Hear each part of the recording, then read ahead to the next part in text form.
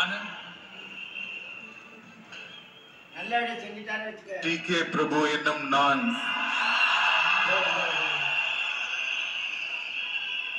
சட்டப்படி அமைக்கப்பெற்ற இந்திய அரசியலமைப்பின்பால் உண்மையான நம்பிக்கையும் மாறா பற்றும் கொண்டிருப்பேன் என்றும் இந்திய நாட்டின் ஒப்பில்லாத முழுமுதல் ஆட்சியையும் ஒருமையையும் நிலைநிறுத்துவேன் என்றும் தமிழ்நாட்டு அரசின் அமைச்சராக உண்மையாகவும் உளச்சான்றின்படியும் என் கடமைகளை நிறைவேற்றுவேன் என்றும் அரசியலமைப்பிற்கும் சட்டத்திற்கும் இணங்க அச்சமும் ஒருதலை சார்பும் இன்றி விருப்பு வெறுப்பை விலக்கி பலதரப்பட்ட மக்கள் அனைவருக்கும் நேர்மையானதை செய்வேன் என்றும் ஆண்டவன் மீது ஆணையிட்டு உறுதிமொழிகிறேன்.